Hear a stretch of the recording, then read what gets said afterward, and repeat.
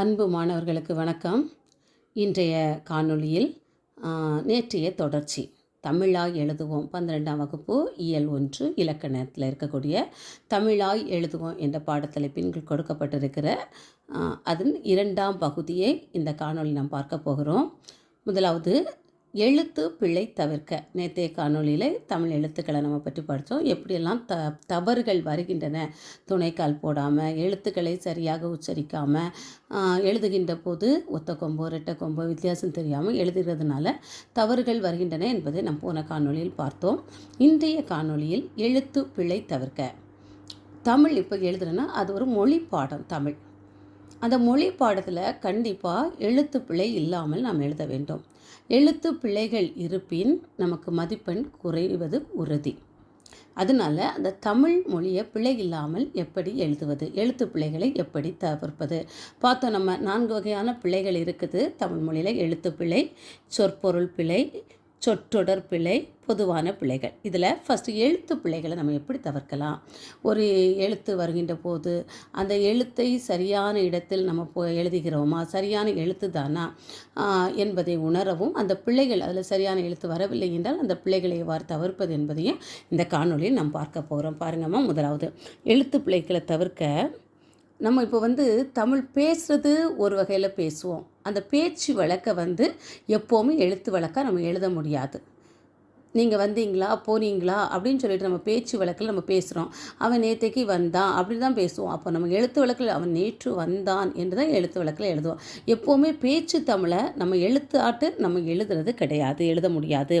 பேசுவதை போலவே எழுத எண்ணுவது எழுத்து பிழைக்கு முதன்மையான காரணம் அதுதான். நம்ம பேசுகிற நேரம் உணர்ச்சி பொங்க பேசுகிறோம், கரெக்டான உச்சரிப்பில் நம்ம எல்லா இடத்துலையும் பேச முடியாது. இப்போ நான் லெசன் நடத்திட்டு இருக்கிறேன்னா சில இடத்துல உங்களுக்கு விளக்கம் கொடுக்குற நேரத்தில் என்னக்கும் பேச்சு தமிழ் தான் வருது, அந்த தமிழ் வராது. அப்போ நம்ம எழுதுகின்ற போது எப்போவுமே பேச்சு தமிழில் எழுதணுன்னா தவறுகள் தான் வரும். செந்தமிழில் தான் நம்ம பயன்படுத்தணும். எழுதுகிற இடத்துல குரில் நெடில் வேறுபாடு அறியாதிருப்பதும் எழுத்துக்கள் வறுமுறையில் தெளிவற்றிருப்பதும் பிழைகள் மலிய காரணமாய் அமைகின்றன. இப்போ குரில் எந்த இடத்துல வரும், படம், பாடம், இப்படி ஒவ்வொரு எழுத்துக்களாக ஊர், ஊறுகாய். அப்போ இதில் எல்லாம் என்ன எழுத்து குரில் வருமா நெடில் வருமா இந்த ஐயம் நமக்கு ஏற்படும். அது நமக்கு தெரியாமல் இருப்பது, எந்த எழுத்துக்கு அடுத்தது எந்த எழுத்து வரும். சில எழுத்துக்கள் இணை எழுத்துக்களோடு சேர்ந்து தான் வரும். அப்படி வருகின்ற போது எந்த இடத்தில் எந்த எழுத்துக்கள் வரும் என்பது நம் தெளிவற்றி இருப்பதும் தான் தமிழில் பிழை ஏற்படுவதற்கான ஒரு காரணமாக நமக்கு அமைகிறது. அடுத்தது எழுத்துக்களின் ஒலிப்பு முறை, அவற்றுக்கான வரி வடிவ வேறுபாடு, அவை சொல்லில் வரும் இடங்களையும், அந்த சொல்லில்னா முதல் இடத்துல வருமா, முதல் எழுத்தாக வருமா, இல்லை கடைனா கடைசி எழுத்தாக வருமா, இல்லை இடையில் வருமா, அப்படிப்பட்ட ஒரு தெளிவை மனதுக்குள்ளே நம்ம பதித்து கொள்வதை கடமையாக்கி கொள்ள வேண்டும்.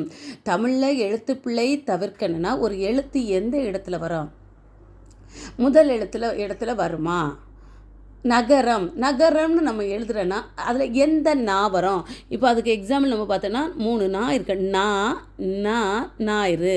இதில் நகரம்னு சொல்லக்கூடியது எந்த இடத்துல வரும், இந்த 3 நாயிலையும் எந்த எழுத்து முதலாவது வரும் என்பது நமக்கு தெரியணும். முதலாவது வரும் இந்த நா தான் வரும். இந்த 2 நாயுமே இது கடையில் மெய் எழுத்தா கடைசிலே வரும். இது எந்தில் தான் வரும், கடைசி எழுத்தா வராது, இடை எழுத்தாக தான் வரும். அப்போது எந்த எழுத்துக்கள் எந்த இடத்தில் வரும் என்பதிலும் நமக்கு ஒரு தெளிவு இருக்க வேண்டும். அது மட்டும் இல்லை, எழுத்துக்களோட சரியான உச்சரிப்புகள். வாழைப்பழம்னு எழுதக்கூடாது, வாழைப்பழம். அப்போ எந்த லா வரும் அப்படி என்பதையும் நம்ம தெளிவு பெற்றிருக்க வேண்டும். எந்த இடத்துல எப்படி உச்சரித்து எழுத வேண்டும். அது மட்டும் இல்லை, எழுத்துக்களின் வரி வடிவம் நமக்கு தெரிஞ்சிருக்கணும். எந்த வடிவம் கரெக்டான வரி வடிவம் எழுதுறது. இப்போ துணைக்கால் மாதிரி ரா போட்டோன்னா அது சில இடங்களில் துணைக்காலாக தான் வரும். அப்படிப்பட்ட வரி வடிவங்களையும் நம்ம தெரிஞ்சிருக்கணும். அப்படி தெளிவு இருந்தால் நம்ம அந்த எழுத்து பிழைகளை நம்மளால் தவிர்க்க முடியும். அடுத்து பாருங்கள், மயங்கொலி எழுத்துக்கள். நான் ஒரு வீடியோ இதில் காணொலியில் போட்டிருந்தேன். மயங்கொலி எழுத்துக்களோட இது மயங்கொலி எழுத்துக்கள் ஒரே உச்சரிப்பில் சிறு வேறுபாடு தான். அதன் தெளிவாக உச்சரிக்க தெரிந்தால் மட்டும்தான் அந்த வேறுபாடுகளை நாம் கொண்டு வர முடியும்.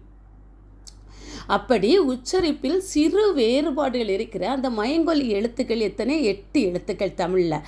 அந்த எழுத்துக்கள் தான் தா,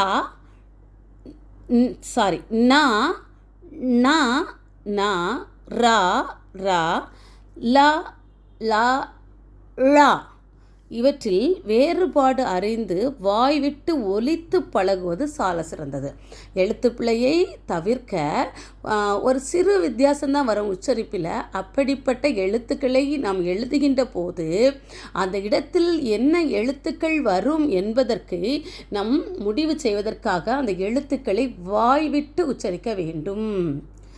ராஜா பலமானவன், அப்போது அதை சொல்லி பார்க்கணும். ராஜா பலம், பலம்னா லா வரும். ராஜா பழம் வாங்கி வந்தான், அப்போ ழா வரும். ராஜா பள்ளத்தில் விழுந்தான், அப்போ லா வரும். அப்படின்னு சொல்லிக்கிட்டு நம்ம வாய்விட்டு உச்சரிக்கின்ற போது அந்த இடத்துல என்ன எழுத்துக்கள், என்ன மைங்கோல் எழுத்து வரும் என்பதை நம்மால் அறிய முடியும். இவ்வெழுத்துக்களுக்கான சில அடிப்படை இலக்கணத்தையும் நான் கசடர கற்பதுனா தெளிவாக கற்பது, எந்த ஒரு ஐயமும் இல்லாமல் அந்த எழுத்துக்களை எந்த ஒரு ஐயமும் இல்லாமல் எழுதுறதுக்கு கசடர கற்பது இன்றியமையாத கற்றல் பணி, நம்மளோட பணி.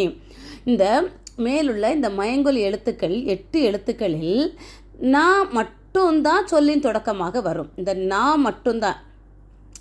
மயங்கொலி எழுத்துக்கள் 8 இருக்குது.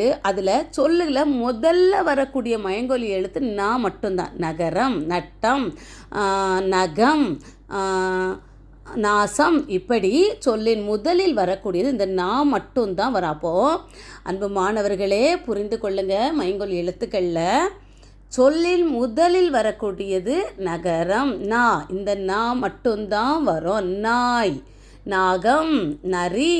அப்போது நீங்கள் உங்களுக்கு தைரியமாக எழுதலாம். ஒரு சொல்லில் நீங்கள் உச்சரித்து பாருங்கள். ஒரு எழுத்து வருது, நகரம்னு வருதுன்னு சொன்னால் உங்களுக்கு உடனே என்ன ஆகணும், மூளையில் உடனே பெல் அடிக்கணும். அப்போ இந்த முதல் எழுத்து இந்த நா தான் வரும். நம்ம இந்த நா வராது. அப்போது நா உச்சரிப்பில் வரக்கூடிய இந்த முதல் எழுத்துக்கள், இந்த எழுத்துக்களில் 3 எழுத்துக்களில் சொல்லின் முதலில் வரக்கூடியது இந்த நா. தன்னகரன்னு சொல்லுவாங்க. இதை என்ன சொல்லுவாங்கன்னா தன்னகரன்னு சொல்லுவாங்க. இந்த தன்னகரம் இந்த நா தான் வரும். ஏன் தன்னகரனா, இது தாவோட இணை எழுத்து மட்டுமல்ல, இதுக்கு பக்கத்தில் நிறைய நேரங்களில் இந்த தா தான் வரும். இந்த தா வந்தாலே இந்த நா தான் வரும். தன்னகரன் இதை சொல்லுவாங்க. அப்போ சொல்லில் முதலில் வரக்கூடிய எழுத்து மயங்கொலி எழுத்துக்கள் 8இல் இந்த தன்னகரம் நா மட்டும்தான் வரும். இதை நீங்கள் புரிந்து கொள்ள வேண்டும். முதலில் தொடக்கமாக வரும். அடுத்தது ரா. ரா என்கிற ரகரம், டகரம் என்கிற இந்த மெய் சொல்லின் இறுதியில் வராது. இது இந்த டகரம் ரா இறுதியில் வராது. இந்த ரா டகரம் என்கிற இந்த எழுத்து என்ன செய்யாது, இறுதியில், சொல்லுக்கு இறுதியில் வராது. அப்போ இது முதலில் வரும். இந்த ரா என்ன செய்யாது, டகரம் சொல்லுக்கு இறுதியில் வராது. மற்றவை சொல்லுக்கு இடையிலும் இறுதியிலும் வரும். இந்த 2 எழுத்துக்களையும் தவிர இருக்கக்கூடிய இந்த நா, ரா, லா, ழா, லா, இவை இந்த 6 எழுத்துக்களும் சொல்லுக்கு இடையிலும் வரும், இறுதியிலும் வரும். அப்போது இந்த நா மட்டும்தான் முதல்ல வரும், மீதி எந்த எழுத்தும் முதல்ல வராது. அடுத்து இந்த ரா இறுதியில் வராது, டகரம் இது இறுதியில் வராது. மற்ற 6 மயங்கொலி எழுத்துக்களும் இடையிலும் இறுதியிலும் வரும், இடையிலும் இறுதியிலும் வரும். பாருங்கம்மா, அதுக்கு முதல்ல நம்ம என்ன எழுத்து தான் முதல்ல வரும்னு சொன்னோம், நா என்கிற எழுத்து. நண்டு, நாடகம். இடையில் வரக்கூடியது பாருங்க, பந்து, இந்து வந்திருக்கு. கண்டு, கன்று, கற்று, பார்த்து, கால்கள், கொள்வது, புகழ்வது. இந்த எழுத்துக்கள் இடையில் வந்திருக்கு. கடையில் வந்திருக்கு பாருங்க, கண், அவன், பார், கால், கொள், புகழ். இது கடையில், கடைனா இறுதியில் வந்திருக்கு. இன், இர், இல், இல், இல், இதெல்லாம் இடையில் வந்திருக்கு. அடுத்து பார்த்தோன்னா தமிழில் சொல்லின் தொடக்கமாக மெய் எழுத்துக்கள் எப்போதும் வராது. மெய் எழுத்துக்கள் எத்தனை? 18.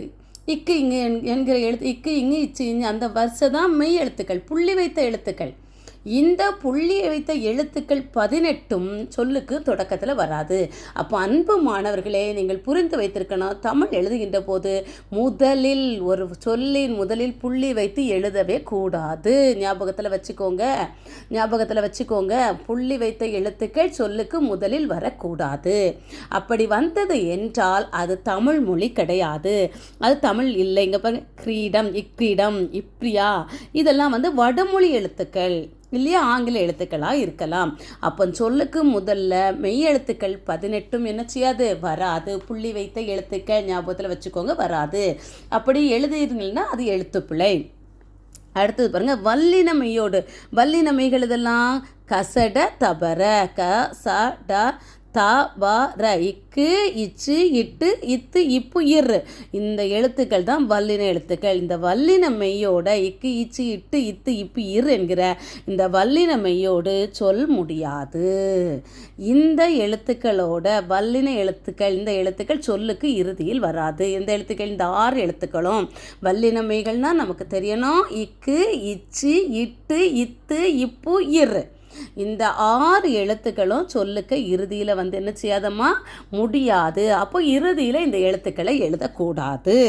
சொல்லுக்கு இறுதியில் இந்த வல்லின மெய்கள் வராது, முடியாது. அப்படி முடிந்தால் அது தமிழ் சொல் அன்று. அப்படி முடிஞ்சு வருது. இங்கே பாருங்க, பஞ்ச், போத், டப்பு, இதெல்லாம் என்னது, தமிழ் சொல் கிடையாது. இதெல்லாம் ஆங்கிலத்தில் வரக்கூடிய சொல். பட்டு, இதெல்லாம் வராது. அப்போது கசட தபர, இக்கு இச்சு இட்டு இத்து இப்பு இரு என்கிற வல்லினமைகள் சொல்லுக்கு முதல்ல இறுதியில் வராது. சொல் முடிகிற இடத்துல இறுதியில் வராது. 3வது பாருங்கம்மா, வல்லினமைகள் ஈர் ஒற்றாய் வராது, ஒற்று எழுத்தாய் வராது. ஒற்றி லாஸ்டில் வல்லினமைகள் இந்த தான். இது கடைசியில் ஈர் ஒற்றாய் வராது. இட்டு இரு என்னும் மெய்களை அடுத்து மெய்கள் வருவதில்லை. அதே மாதிரி இட்டு இரு, இந்த எழுத்துக்களுக்கு அடுத்து புள்ளி வைத்த எழுத்துக்கள் வராது. பா இட் டாயும் பட்டம், இதில் என்ன வராது, இந்த இட்டுக்கு அடுத்தது புள்ளி வச்ச எழுத்து வராது. இருக்கு அடுத்தது என்ன வராது, புள்ளி வைத்த எழுத்துக்கள் வராது. வல்லின மொழிகள் ஈரொற்றாய் வராது. டா இரு வருது இல்லை, அடுத்தது வராது. ஈரொற்றானா 2 புள்ளி வைத்த எழுத்துக்களாக வராது. தொடர்ந்து 2 எழுத்துக்கள். இப்போ பாருங்கள், மகிழ்ச்சி, மா எப்படி எழுதுவோம், காட்சி, கா இட் இச்சி, காட்சி நம்ம உச்சரிக்கிறோம் பாருங்கள். அப்போ என்ன தான் வரும், காட்சி அப்படிதான் சொல்லுவோம். அப்போ எழுத தெரியாதவங்க இச்சி போட்டு எழுதுவீங்க, ஆனால் எழுதக்கூடாது. ஞாபகம் வச்சுக்கோங்கம்மா. இட்டு இரு, இந்த 2 எழுத்துக்கு அடுத்தது என்ன வராது, மெய் எழுத்துக்கள், புள்ளி வைத்த எழுத்துக்கள் வராது. இதை தான் ஞாபகம். இங்கே ஈரொற்று இங்கே என்ன கொடுத்துருந்தாலும் அதெல்லாம் விட்டுக்கிட்டு ஞாபகம் வச்சுக்கோங்க. இட்டு இரு என்கிற இடத்துல என்ன வராது, இட்டு இரு என்கிற எழுத்துக்கள் அதுக்கு அடுத்தது புள்ளி வைத்த எழுத்துக்கள் வராது. காட்சி, கா இட் இச்சி வராது, காட்சின்னு தான் எழுதணும். முயற்சி, மூ யா இர் இச்சி வராது, முயற்சின்னு தான் எழுதணும். உச்சரிப்பில் அது இருந்தாலும் இந்த 2 எழுத்துக்களும் இரு இச்சு வர இடத்துல என்ன செய்யாது, எழுத்துக்கள் வராது. இட்டு இரு அடுத்தது புள்ளி வைத்த எழுத்துக்கள், மெய் எழுத்துக்கள் வராது. அடுத்து பாருங்கள், இக்கு இச்சு இத்து இப்பு ஆகிய எழுத்துக்களின் பின் அவ்வெழுத்து வரிசைகளே தான் வரும். இப்போது இக்கு அதுக்கு பின்னாடி கே ஞே சே கே கா கூ அந்த எழுத்து வரிசைகள் தான் வரும். இச்சு இத்து இப்பு இந்த 3 எழுத்துக்களும் அதுக்கு பின்னாடி அந்தந்த எழுத்து வரிசைகள் தான். சா சா சீ சீ சூ சூ சே சே சை சோ சோ சவ் அந்த எழுத்து வரிசை தான் வரும். தாத்தா தா தா தீ தீ தூ தூ தே பே தே தே தை தோ தோ தவ் அந்த எழுத்து வரிசை தான் வரும். அதே மாதிரி இப்போ பாருங்கள், காக்கை இக்கு வந்திருக்கு பார்த்தீங்களா, இதுக்கு பின்னாடி என்ன தான் வந்திருக்கு, கா தான் வந்திருக்கு. பச்சை இந்த எழுத்து வந்திருக்கு, இதுக்கு அடுத்து என்ன வந்திருக்கு, இச்சு தான் வந்திருக்கு. 10 இத்து, தூக்கு அடுத்து இத்து தான் வந்திருக்கு. உப்பு, ஊ இப்பு உப்பு. அப்போ இந்த எழுத்துக்களின் பின்னாடி என்ன எழுத்து தான் வரும், அதுக்கு அடுத்தோ பின்னாடியோ இக்கு இச்சு இத்து என்கிற அதோட அந்த எழுத்து வரிசைகள் தான் அதுக்கு பின்னாடி வரும். அடுத்து பாருங்கம்மா, இட்டு இரு என்னும் மெய்களுக்கு பிறகு இட்டு இர் என்ற மெய்களுக்கு பிறகு அவ்வெழுத்து வரிசைகளும் கா சா பா என்னும் வரிசைகள் மட்டுமே தான் வரும். அப்போ நீங்கள் எழுதுகிற நேரம் கவனமாக கவனிக்கணும். எந்த எழுத்து மயங்கொலி எழுத்தில் முதல் எழுத்தாக வரும், எந்த எழுத்து இறுதி எழுத்தாக வராது, இடையிலும் இடை எழுத்தாகவும் கடைசி எழுத்தாகவும் எந்த எழுத்துக்கள் வரும், அடுத்தது சொல்லின் தொடக்கமாக மெய் எழுத்துக்கள் வராது. இதெல்லாம் நீங்கள் ஈஸியாக மனசில் வச்சுக்கணும், குழம்பக்கூடாது. திருப்பி நம்ம கேட்குறதுனால அது மனசில் நிற்கும். இட்டு இரு என்கிறது மெய் எழுத்து. 2 மெய் எழுத்துக்களுக்கும் பிறகு அந்த எழுத்து வரிசைகளும், அந்த எழுத்து வரிசைகள் எதுன்னா, அந்த எழுத்து வரிசைகள் டா டா டா டா டி டி டு டு இரு ரா ரா ரீ ரி ரூ ரூ இருக்குல்ல, அந்த எழுத்து வரிசைகளும் அதுக்கு அடுத்து இன்னும் 3 எழுத்து வரிசைகளும் தான் அதுக்கு பக்கத்தில் வரும். கா சா பா, கா சா பா என்கிற இந்த எண்ணு வரிசைகள் மட்டுமே வர. எடுத்துக்காட்டு பாருங்கள். பாட்டு இட்டுக்கு பாட்டு வந்திருக்கு. வெட்கம் வே இட் கா வந்திருக்கு. வெட்கம். காட்சி கா இட்டு கா வந்திருக்கு. திட்பம் தீ இட்பாயும் திட்பம். கா இற்று காற்று. கற்க கற்சிலை கற்பவை. அப்போது இது ஞாபகமாக வச்சுக்கோங்கம்மா. இட்டு இரு என மெய்களை அடுத்து முதல்ல மெய் எழுத்துக்கள் வராது, புள்ளி வைத்த எழுத்துக்கள் வராது. இதை ஒரு ஞாபகத்தில் வச்சுக்கோங்க. இட்டு இரு என்னும் எழுத்துக்களுக்கு அடுத்து மெய் எழுத்து வராது. இட்டு இரு என்னும் எழுத்துக்களுக்கு பின்பு அந்த எழுத்து வரிசைகளும் அதுக்கப்புறம் கா சா பா இந்த 3 எழுத்து வரிசைகளும் மட்டும்தான் வரும். இதை ஞாபகத்தில் வச்சுக்கோங்க. அடுத்து பாருங்கம்மா. டா ரா என்னும் எழுத்துக்கள் சொல்லின் முதலில் வராது. அது நமக்கு தெரியும். டா வராது. டமாரா இதெல்லாம் வேறு எழுத்து வார்த்தைகள், வேறு சொல்கள். டா ரா என்னும் எழுத்துக்கள் சொல்லின் முதலில் வரா. அவ்வாறு வந்தால் அவை தமிழ் சொற்கள் இல்லை. டமாரம் ரப்பர். சரியாம்மா? இப்போது இன்றைக்கி இது ஃபுல்லாக இந்த வீடியோவில் நான் சொல்லிட்டேன்னா உங்களுக்கு குழப்பமாக இருக்கும். அதனால் நான் இப்போது இந்த இதோட இன்றைக்குள்ள வீடியோவை நம்ம முடிக்கிறேன். நாளைக்கு அடுத்தது அடுத்த இதை நாளைக்கு அந்த வீடியோ காணொலியாக நான் போடுறேன். அப்போ இதை ஞாபகமாக வச்சுக்கோங்க. சொல்லுக்க முதல்ல மெய் எழுத்து வராது. அடுத்தது ஒரு சொல் வல்லின மெய்யோட கசட தபர இக்கு இச்சு இட்டு இத்து இப்பு இரு என்ற சொல்லுள்ள முடியாது, இறுதியாக வராது இந்த எழுத்துக்கள். அப்படி முடிந்தால் அது தமிழ் எழுத்து கிடையாது. அடுத்தது வல்லின மெய்கள் ஈரொற்றாய் வரா. வல்லின மெய்கள் கசட தபர என்ன செய்யாது, ஈரொற்றாய் 2 ஒற்றாய் 2 புள்ளி வைத்த எழுத்துக்கள் தொடர்ந்து அதில் வராது. வல்லின மெய்களில் 2 தொடர்ந்து 2 புள்ளி வைத்த எழுத்துக்கள். ஒற்றுனா மெய் எழுத்துக்கள், புள்ளி வைத்த எழுத்துக்கள் வராது. அதே மாதிரி இட்டு இரு என மெய்களை அடுத்து என்ன வருவதில்லை, மெய் எழுத்துக்கள் வராது. புள்ளி வைத்த எழுத்துக்கள். இட்டு வந்துட்டுனா நீ அடுத்தது அதில் புள்ளி வச்ச எழுத்து எழுதக்கூடாது, அது தவறு, எழுத்து பிழை. ஈர் என்கிற எழுத்து இருந்துச்சுன்னா அதுக்கு அடுத்தது புள்ளி வச்ச எழுத்து எழுதக்கூடாது, அது தவறு. அது உச்சரிப்பில் இருந்தாலும் அது தவறு. நான் எல்லாம் பேப்பர் கரெக்ஷன் பண்ணுற நேரம் நான் பார்க்குறேன். நிறைய பிள்ளைங்க காட்சி கா இட் இச்சி காட்சின்னு எழுதுவாங்க, அது தவறு. முயற்சி மூ யா இர் இச்சி முயற்சி எழுதுவாங்க, அது தவறு. அதே மாதிரி இக்கு இச்சு இத்து இப்பு தமிழில் முக்கியமான எழுத்துக்கள். இந்த எழுத்துக்களை தொடர்ந்து என்ன எழுத்துக்கள் தான் வரும், அந்த எழுத்து வரிசைகள் தான் வரும். அந்தந்த எழுத்து வரிசைகள் தான் வரும். அடுத்து இட்டு இரு என்னும் மெய்களுக்கு பிறகு அந்த எழுத்து வரிசைகளும் கா சா பா என்கிற அந்த எழுத்து வரிசைகள் மட்டும்தான் அதுக்கும் வரும். டா ரா என்கிற எழுத்துக்கள் முதலில் தொடங்காது. இந்த காணொலியை திரும்ப திரும்ப பாருங்கம்மா. எழுத்து பிழைகளை தவிர்ப்பதற்கு இது உங்களுக்கு மிகவும் பயனுள்ளதாக இருக்கும். அடுத்த காணொலியில் சந்திக்கிறேன். நன்றி, வணக்கம்.